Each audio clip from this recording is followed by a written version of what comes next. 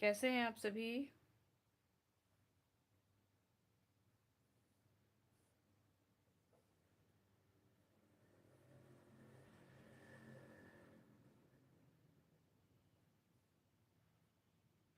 कैसे हैं आप सभी।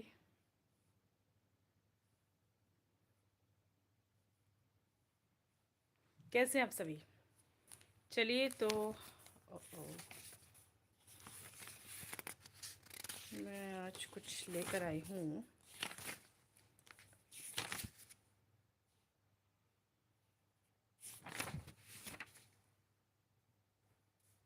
Let's see what I will tell you.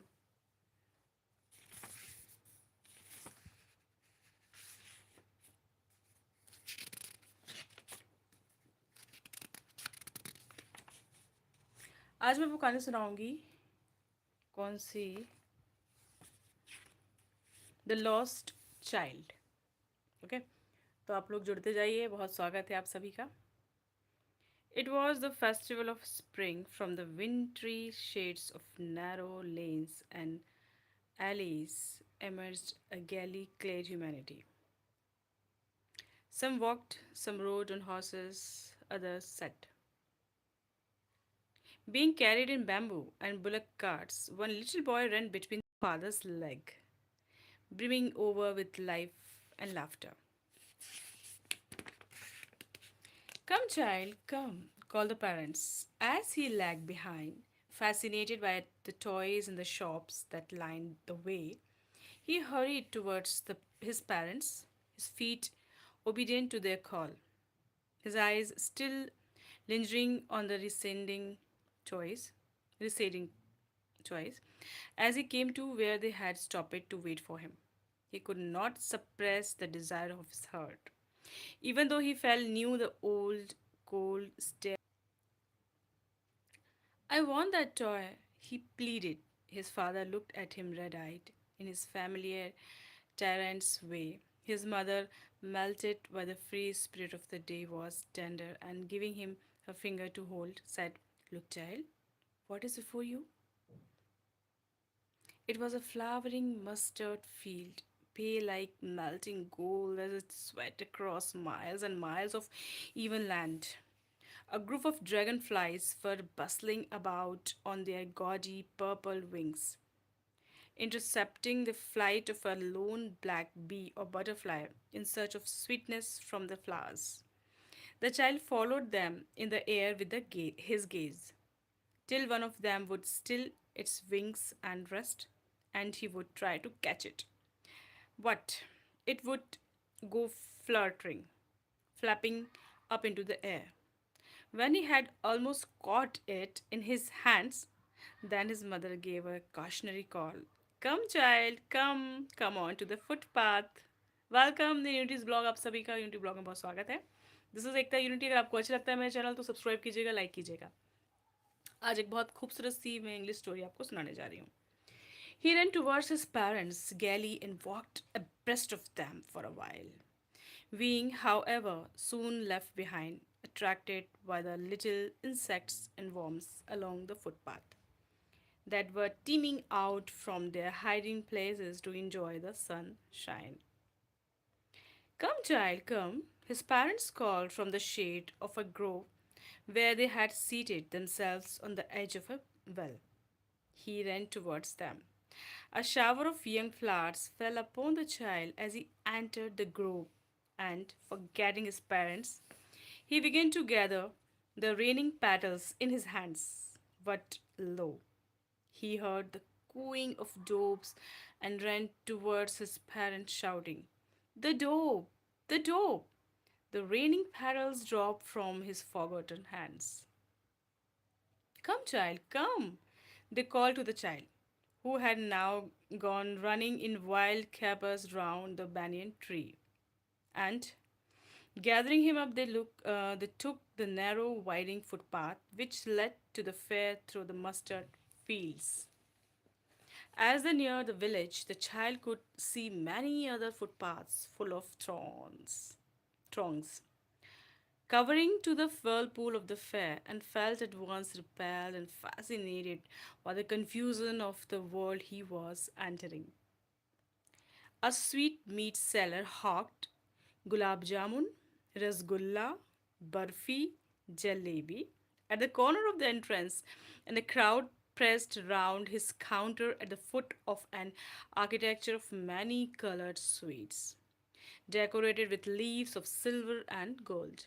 The child stared open eyed, and his mouth mm, mm, watered by the burfi. That was his favorite sweet. I want that burfi, he slowly murmured. What he half knew as he begged that his plea would not be heeded because his parents would say he was greedy.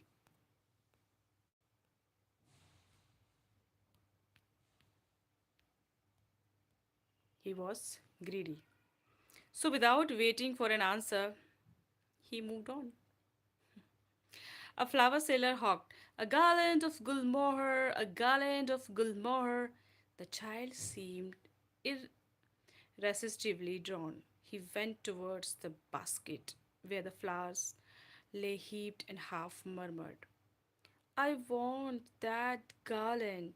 But he well knew his parents would refuse to buy him those flowers because they would say that they were cheap. So, without waiting for an answer, once again he moved on.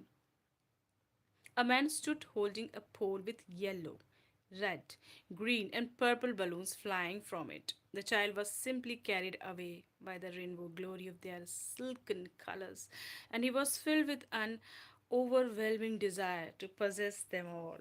What he well knew, his parents would never buy him the balloons because they would say he was too old to buy to play with such toys. So he walked on further. A snake charmer stood playing a flute to a snake which coiled itself in a basket, its head raised in a graceful bend like the neck of a swan, while the music stole into its invisible ears like the gentle rippling of an invisible waterfall. The child went towards the snake charmer, but knowing his parents had forbidden him to hear such coarse music as the snake charmer played. He proceeded farther. There was a roundabout in full swing. Men, women, and children carried away in a whirling motion, shrieked and cried with dizzy laughter. The child watched them intently, and then he made a bold request. "I want to go on the round out. Please, father, mother." झूला तो झूलना है, बच्चा है, इतनी सारी चीज़ों से वो इनकार कर चुका था, झूले से कैसे मना करता. There was no reply. He turned a look at his parents. They were not there. Ahead of him, he turned to look on either side. They were not there. Hmm? They were not there. He looked behind. There was no sign of them.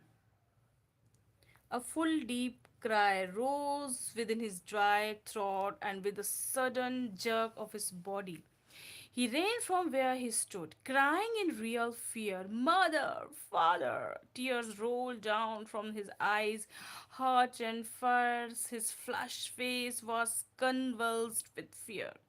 Panic stricken, he ran to one side first, then to the other, hither and thither, he in all directions, knowing not where to go. "Mother, father," he wailed. His yellow turban came untied and his clothes became muddy.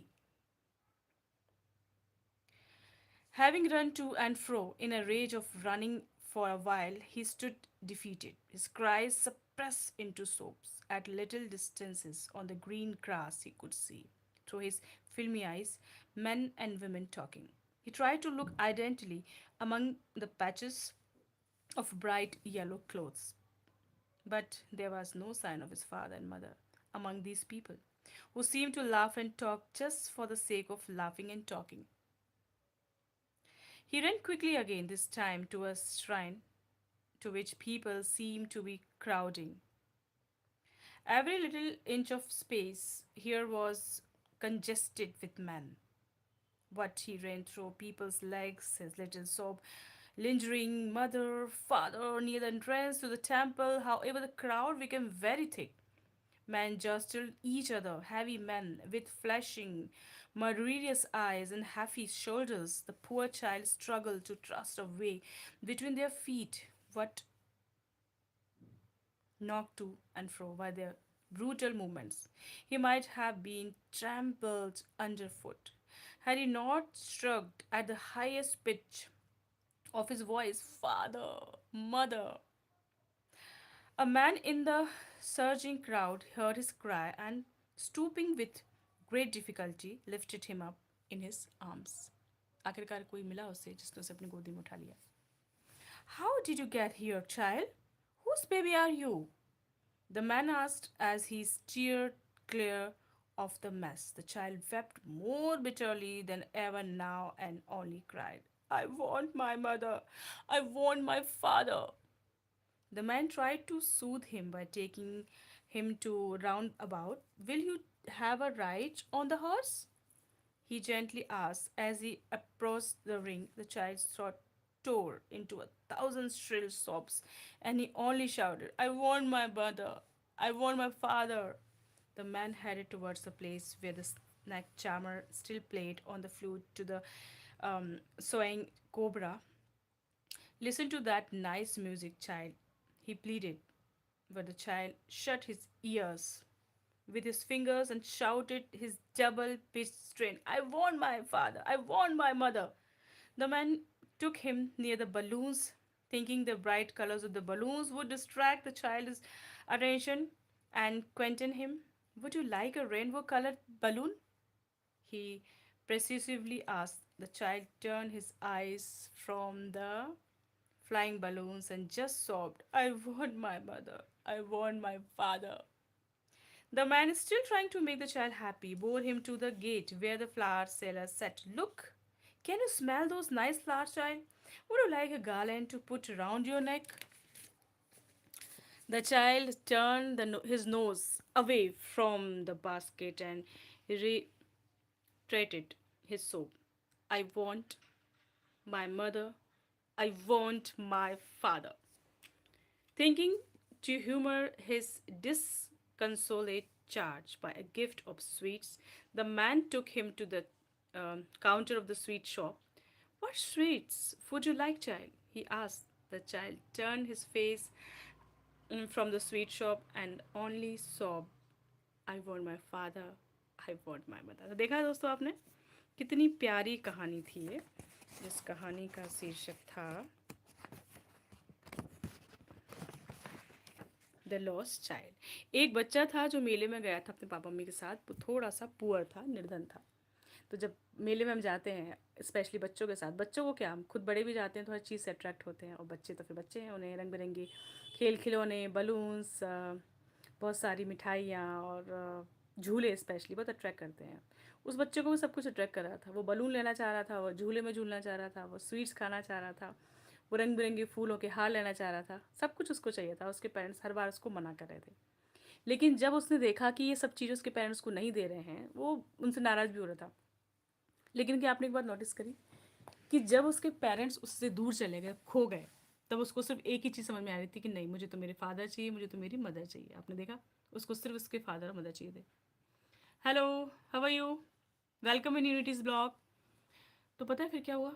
सिर्फ और सिर्फ तो ये कहानी हमें ये शिक्षा देती है कि एक छोटा सा बच्चा भी उन सभी चीज़ों को, शिव श्री प्रद्या, हाय, कैसी हैं आप? क्या आपने मेरे चैनल को सब्सक्राइब किया है? नहीं किया तो कर लीजिएगा. आज मैंने कहानी सुनाई है the lost child. English story थी जिसको मैं अब हिंदी में एक्सप्लेन कर रही हूँ अपने शब्दों में, अपने अर्थ में. तो ये सोचिए आप कि उस बच्चे ने हर चीज़ मांगी और उसके पेरेंट्स उसको मना करी, लेकिन जब उसके पेरेंट्स ही वहाँ से चले गए तो उसको समझ में आ गया कि नहीं, मुझे कुछ नहीं चाहिए. I just only want my father, my mother. तो ये कहानी से हमें यही शिक्षा मिलती है कि ज़िंदगी में जब हमें कोई बहुत सारी चीज़ें हमें नहीं मिल रही होती है ना, एक अगर हम शिक्षा इस कहानी से लें कि जब हमें कोई चीज़ नहीं मिल रही होती है ना, तो हम जब छोटे होते हैं तब पेरेंट्स को दोष देते हैं, थोड़े बड़े होते हैं तब भी अपने आसपास जो होता है उसको दोष देते हैं, जब और बड़े हो जाते हैं तो भगवान को दोष देते हैं, है ना. लेकिन जो हमारे पास होता है दरअसल हम उसकी कद्र नहीं करते हैं। तो ये कहानी वही बता रही थी कि हमारे पास जो है, हमें उसको ब्लेस समझना है, उसकी कद्र करनी है। बहुत प्यारी कहानी थी। और ये है 9th स्टैंडर्ड की इंग्लिश बुक की कहानी जो मैंने आपको सुनाई थी। और एनसीईआरटी की सीरीज़ शुरू कर रही हूँ मैं, एनसीईआरटी बुक से कहानियाँ। कल मैंने हिंदी की कहानियाँ सुनाई थी और आज मैंने इंग्लिश की कहानी सुनाई है। तो कैसी लगी मुझे पता नहीं, आप कुछ लोग जुड़े तो थे, अब उन्हें कैसी लगी नहीं पता, लेकिन कहानी का यही सार था कि जब वो खोया और उसको कोई व्यक्ति मिलता है, उसको वो हर उस जगह पर वापस लेकर गया। और बच्चे से पूछा कि क्या तुम्हें रंग बिरंगी बलून दिला दूँ। बच्चे ने बोला no, I want just my father, my mother. वही बलून जो उसको चाहिए थे, जो उसके पापा मम्मी नहीं दिला रहे थे, वही रंग बिरंगी गुलाब जामुन मिठाइयों की स्वीट्स की शॉप के पास वो गया। उसने उस समय सोचा था मेरे पेरेंट्स तो नहीं दिलाएंगे, क्योंकि वो लोग तो बहुत चीप हैं और उनके पास तो पैसे नहीं, वो तो पुअर है। लेकिन जब वह व्यक्ति जो उसको गोदी में उठा के ले गया था, उसने पूछा उस रोते बच्चे से, क्या तुम मिठाई खाओगे? उसने बोला no, I just want my mother, my father. हर उस चीज़ के पास रिटर्न करके ले गया वो व्यक्ति, जो चीज़ें उसे उसके माता पिता से चाहिए थी, उसके माता पिता उसको नहीं दिला रहे थे। तब वो उसे चीज़ चाहिए थी। आज जब उसके माता पिता उसके पास नहीं थे, उसके पेरेंट्स उसके पास नहीं थे, उसको पेरेंट्स चाहिए थे। तो दोस्तों, ऐसे हमारी लाइफ में होता है, हमारे पास जो चीज़ होती है हमें वो नहीं चाहिए होती है। बिल्कुल हम उनकी कदर नहीं करते हैं, लेकिन जब हमसे खो जाती है, हमसे दूर हो जाती है ना, तब हमें उनकी कदर समझ में आती है। तो ये कहानी हमको यही सिखा रही है कि प्रेजेंट में आपके पास जो है भाई, उसकी कदर कर लीजिए। चाहे वो आपका धन हो, आपका मन हो, आपका तन हो, आपके अपने हो, आपके दोस्त हो, है ना, आपकी फैमिली हो, जो है उसका आप शुक्र मनाइए, शुक्रिया अदा कीजिए। क्योंकि जब वो चली जाती है ना, तब सिवाय हाथ मिलने की कुछ नहीं रह जाता। बहुत अच्छी कहानी थी ये। जो भी मेरे चैनल से जुड़ रहे हैं, मैं उनसे बस एक ही रिक्वेस्ट कर सकती हूँ कि लाइक कीजिएगा, सब्सक्राइब कर लीजिएगा, अच्छा लगता है तो। What should I do, I have no job and depressed. Oh my God, क्या करती हैं आप पहले तो बताइए कि मैम हैं या सर हैं?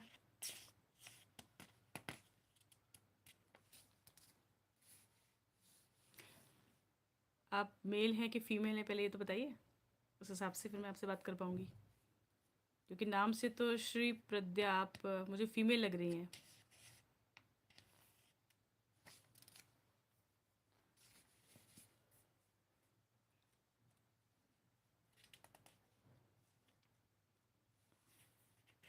हाँ सर, अगर अच्छा आप सर हैं तो सर, एक बात मैं आपसे बस कहना चाहूँगी अभी, बस एक ही बात कहना चाहूँगी। कुछ दिन पहले मैं एक रील देख रही थी जो श्री बांके बिहारी जी की थी। अगर आप हिंदू हैं, आपके नाम से आप हिंदू लग रहे हैं, और आपको अगर थोड़ा सा भी यकीन है ना ईश्वर पर, तो अपना सब कुछ ना ईश्वर पर छोड़ दीजिए। मैं कोई उपदेश देने वाली कोई महान संत नहीं हूँ। बस इतना कहूँगी कि प्रेमानंद जी को सुनना शुरू कर दीजिए, डेली उनकी रील सुनिए। आपका जो कष्ट है ना मन का, वो दूर हो जाएगा। और अगर आप कभी वृंदावन नहीं गए हैं ना, तो एक बार जाइए ज़रूर। बाके बिहारी लाल के पास चले जाइए, एक बार उनसे आई कांटेक्ट कर लीजिए, और मैं आई एम डैम श्योर कि आपकी वो मनोकामना ज़रूर पूरी करेंगे। एक बार आप जाइए।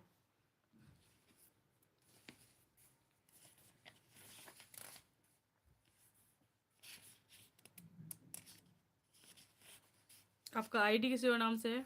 राधे राधे, बिल्कुल बिल्कुल। मैं तो ये कह रही हूँ कि हर इंसान को अपनी लाइफ में जो हिंदू है, सनातनी है ना, उसे वृंदावन ज़रूर जाना चाहिए।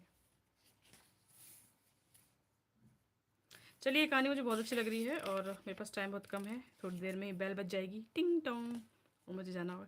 जय जय श्री राधे। मेरे चैनल पर नए हैं तो सब्सक्राइब कर लीजिएगा, और लाइक नहीं किया है आपने तो अभी तक लाइक भी कर दीजिएगा। प्रज्ञा जी, ये कहानी बहुत बड़ी है, मैं ये नहीं सुना पाऊँगी because I have less time.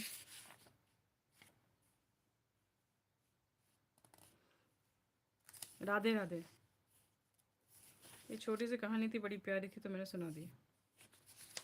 Weathering the storm.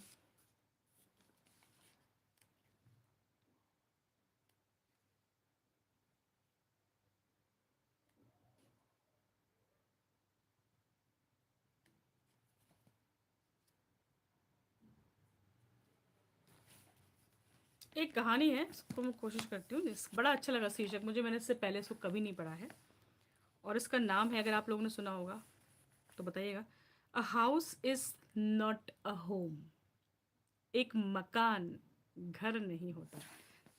चलिए देखते हैं क्या लिखा है इसमें। This story reflects the challenges of being a teenager and the problems of growing up. How does the author overcome his problem? एक टीनेजर किस प्रकार से चैलेंजेस फेस करता है, क्योंकि हम सभी कहीं ना कहीं टीनेजर रहे हैं और उसको किस तरह से हमने फेस किया था। अब हमारे बच्चे टीनेजिंग में जा रहे हैं, जाएंगे, जिनके नहीं गए हैं, जिनके निकल चुके होंगे टीनेज से, उसके बारे में कहानी है। चलिए देखते हैं। तो कहानी किस प्रकार है, शुरू करती हूँ। My first year of high school felt awkward. बच्चा बता रहा है, 10th क्लास का बच्चा है, बता रहा है। My first year of high school felt awkward after leaving junior high at the head of my class with all the seniority the upper grade levels could afford me. It felt strange starting over as a freshman. The school was twice as big as my old school, and to make matters worse, my closest friends were sent to a different high school. I felt very isolated. एक लड़का अपनी कहानी सुना रहा है कि किस प्रकार वो अपने छोटे स्कूल से बड़े स्कूल में गया है, हाई स्कूल में तब्दील होकर गया है। वो बड़ा स्कूल है, सारे फ्रेंड्स किसी और स्कूल में गए हैं, वो किसी और स्कूल में गया है। I missed my old teachers so much that I would go back and visit them. They would encourage me to get involved in school activities so that I could meet new people. They told me that in time I would adjust and probably end up loving my new school more than I had my old one. They made me promise that when that happened, I would still come by and visit them from time to time.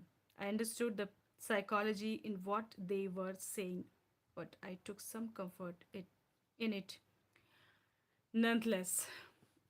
One Sunday afternoon, not long after I had started high school, I was sitting at home at our dining room table doing homework. It was a cold and windy fall day, and we had a fire going in our fireplace. As usual, my red tabby cat was laying on top of all my papers, purring loudly and occasionally sweating at my pen for entertainment's sake. She was never far from me. I had rescued her when she was a kitten, and somehow she knew that I was the one responsible for giving her the good life. My mother kept stoking the fire to keep the house nice and warm. Suddenly, I smelled something strange, and then I noticed it, smoke pouring in through the seams of the ceiling. The smoke began to fill the room so quickly that we could barely see. Groping our way to the front door, we all ran out into the front yard. By the time we made our way outside, the whole roof was engulfed in flames and it was spreading quickly. I ran to the neighbors to call the fire department. While I watched my mother ran back into the house, my mother then ran out of the house carrying a small metal box full of important documents. She dropped the case on the lawn and, in a crazed state, ran back into the house. I knew what she was after. My father had died when I was young, and I was certain that she was not going to let his pictures and letters go up in flames. They were the only things that she had to remember him. While still, I screamed at her, "Mom, no!" I was about to run after her when I felt a large hand hold me back. It was a fireman. I hadn't even noticed that the street had already filled with fire trucks. I was trying to free myself from his grasp, yelling, "You don't understand, my mother's in there." He held on to me while other firefighters ran into the house. He knew that I wasn't acting very logically and that if he were to let go, I'd run. He was right. "It's all right. They'll get her," he said. He wrapped a blanket around me and set me down in our car. Soon after that, a fireman emerged from our house with my mom, in tow. He quickly took her over to the truck and put on an oxygen mask on her. I ran over the host, hugged her. All those times I ever argued with her and hated her, you know, at the thought of losing her. "She's going to be okay," said the fireman. "She's just inhaled a little smoke," and then he ran back to fight the fire while my mother and I sat there dazed. I remember watching my house burn down and thinking that there was nothing I could do about it. 5 hours later, the fire was finally out. Our house was almost completely burned down. What then it struck me. I hadn't seen my cat. Where was where was my cat? Much to my horror, I realized that she was nowhere to be found. Then all at once it hit me. The new school, the fire, my cat. I broke down in tears and cried and cried. I was suffering loss big time. The firemen wouldn't let us go back into the house that night. It was still too dangerous, dead or alive. I couldn't imagine leaving without knowing about my cat. Regardless, I had to go. We peeled into the car with just the clothes on our backs and a few of the firemen's blankets and made our way to my grandparents' house to spend the night. The next day, Monday, I went to school. When the fire broke out, I was still wearing the dress I had worn to church that morning, but I had no shoes. I had kicked them off when I was doing my homework. They become yet another casualty to the fire, of the fire. So I had to borrow some tennis shoes from my aunt. Why couldn't I just stay home from school? My mother wouldn't hear of it, but I was totally embarrassed by everything. The clothes I was wearing looked weird. I had no books at or homework, and my backpack was gone. I ran my life in that backpack. The more I tried to fit in, the worse it got. Was I destined to be an outcast and a geek all my life? That's what it felt like. I didn't want to grow up, change, or have to handle life. If it was going to be this way, I just wanted to curl up and die. I walked around school like a zombie. Everything felt surreal, and I wasn't sure that what was going to happen. All the security I had known from my old school, my friends, my house, and my cat had all been ripped away.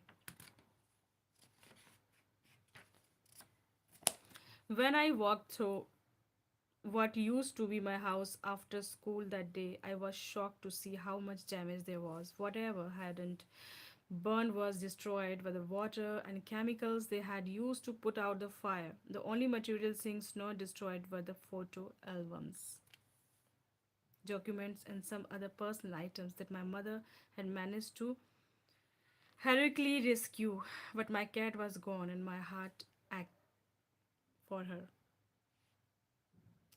There was no time to grieve. My mother rushed me out of the house. We would have to find a place to live, and I would have to go buy some clothes and for school. We had to borrow money from my grandparents because there were no credit cards, cash, or even any identification to be able to withdraw money from the bank. Everything had gone up in smoke. That week, the rubble that used to be our house was being cleared off the lot, even though we had rented an apartment nearby. I would go over to watch them clear away debris, hoping that my cat was somewhere to be found. She was gone. I kept thinking about her as that vulnerable little kitten. In the early morning, when I would disturb her and get out of bed, she would tag along after me, climb up my robe, and crawl into my pocket to fall asleep. I was missing her terribly. It always seems that bad news spreads quickly, and in my case, it was so no different. Everyone in high school, including the teachers, was aware of my plight. I was embarrassed as if somehow I were responsible. What a way to start off at a new school. This was not the kind of attention I was looking for. The next day at school, people were acting even more strange than usual. I was getting ready for gym class at my locker. People were milling around me, asking me to hurry up. I thought it strange, but in the light of the past few weeks, nothing would surprise me. It almost seemed that they were trying to show me into the gym. Then I saw why.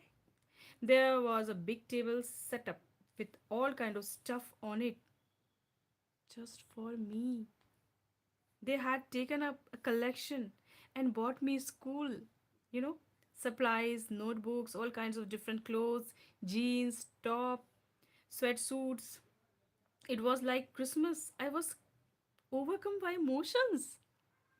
People who had never spoken to me were coming up to me to introduce themselves. I got all kinds of invitation to their houses. Their genuine outpouring of concern really touched me. In that instant, I finally breathed a sign of relief and thought for the first time that things were going to be okay. I met friends that day. A month later, I was at my house watching them rebuild it, but this time it was different. I wasn't alone. I was with two of my new friends from school. It took a fire for me to stop focusing on my feelings of insecurity and open up to all the wonderful people around me. Now I was sitting there watching my house being rebuilt when I realized my life was doing the same thing. While we sat there on the curb planning my new bedroom, I heard someone walk up to me from behind and say, "Does this belong to you?" When I turned around to see who it was, I couldn't believe my eyes. A woman was standing there holding my cat. I leaped up and grabbed her out of the woman's arm. I held her close to me and cried into the beautiful orange fur. She purred happily. My friends were hugging me, hugging the cat, and jumping around. Apparently, my cat had been so freaked by the fire that she ran over a mile away. Her collar had our phone number on it, but our phones had been destroyed and disconnected. This wonderful woman took her in and worked hard to find out whose cat it was. Somehow, she knew this cat was loved and sorely missed. As I sat there with my friends and my cat curled up in my lap, all the overwhelming feelings of loss and tragedy seemed to diminish. I felt gratitude for my life, my new friends, the kindness of a stranger, and the loud purr of my beloved cat. My cat was back, and so was I. Jan Gurizou. मैं पता नहीं ठीक से pronunciate कर पा रही हूँ कि नहीं. गॉडी याओजो ऐसा कुछ नाम है इनका. इन्होंने लिखी एक कहानी, बहुत ही प्यारी है. देखिए, बहुत अच्छा लगा मुझे पढ़ के. एक बच्चा जो एक छोटे से स्कूल से हाई स्कूल में गया था, वहाँ सब कुछ नया था, वो अपने पुराने स्कूल्स, पुराने फ्रेंड्स सबको याद कर रहा था, मिस कर रहा था. उसे लगा तो पता नहीं मैं कहाँ उसमें इन लोगों में मिक्स हो पाऊँगा कि नहीं हो पाऊँगा. लेकिन सडनली एक बार उसके घर में आग लग जाती है और एक ब्यूटीफुल सी कैट जो कि किटन थी, जब वो छोटे सा बच्चा था, बिल्ली का बच्चा, उसको लेके आया था, पाल के उसने तब बड़ा किया था. और जब सारा सामान जल रहा था, वो बिल्ली कहीं खो गई थी. उसकी मम्मी ने उसकी इंपॉर्टेंट चीज़ें, चूँकि उसके फादर नहीं थे, फादर की यादें, फ़ोटोज़, इंपॉर्टेंट डॉक्यूमेंट्स सब बचा लिए थे. और जब सब कुछ जल रहा था तो उसने सोचा कि मेरे पास तो कुछ भी नहीं है, सारी यादें, सब कुछ, सब चीज़ें उसकी नष्ट हो चुकी थी. वो अपने ग्रैंड पेरेंट्स के पास रुका रहा और वहीं से उसकी मम ने बोला कि जाओ स्कूल जाओ. स्कूल में सबको पता चल चुका था ऐसा कुछ हुआ है. उसको लगा था सब तो नए हैं, यहाँ कौन सा कोई मुझे कुछ समझेगा. लेकिन वहाँ उनने समझा, उससे बोला कि चलो तुम उस जिम रूम में जाओ. वहाँ क्या देखता है वो कि सारी ज़रूरत का सामान बच्चों ने इकट्ठा करके रखा था जो उसके लिए स्ट्रेंज थे, और उसको बहुत अच्छा फील कराया. उसको हर चीज़ दी, उससे बोला भी जब भी ज़रूरत पड़े हमारे घर आना, कुछ भी अगर काम पड़े आपको. तो मतलब जिस चीज़ को वो स्ट्रेंज समझ रहा था वो सब उसके काम आए, सब उसके दोस्त बन गए. और सबसे मज़ेदार बात तब हुई जब अपने घर पे गया तो एक अजनबी आंटी उसके लिए उसकी खोई हुई बिल्ली वापस लेकर आई. तब उसे लगा कि नहीं, घर, मकान घर नहीं होता है ना. कहानी का ये शीर्षक था ना, a house is not a home. मकान घर नहीं होता, घर तो इंसानों से बनता है ना. उसने फिर से घर बना लिया उसको. उसकी बिल्ली आ गई, उसकी मम्मी उसके पास थी, वो खुद था, और उसके पास नए दोस्त भी थे. दोस्तों, कितनी प्यारी कहानी है. कभी कभी लगता है हम समझते नहीं है, हम सोचते हैं कि सारी भावनाएं हिंदी की कहानियों में होती है, लेकिन नहीं. इंग्लिश कहानी भी अगर आप पढ़ेंगे ना तो आप जानेंगे कि भावनाएं इंग्लिश की कहानियों में होती है. तो बस मुझे आज कहीं ख़त्म करना होगा. सभी लोग मेरे लाइव में जुड़े, मेरे दोस्त जुड़े, अजनबी भी जुड़ते ही हैं. आप सभी का बहुत शुक्रिया. अगर आप नए हैं तो मेरे चैनल को सब्सक्राइब कर लीजिएगा, लाइक कर लीजिएगा. अच्छा लगता है तो मैं इसे पोस्ट कर दूंगी, अच्छा नहीं लगता है तो डिसलाइक कीजिएगा. Thank you so much. This is देखते हैं न्यूटी and saying you good bye. Radhe Radhe. अपना बहुत ख्याल रखिएगा.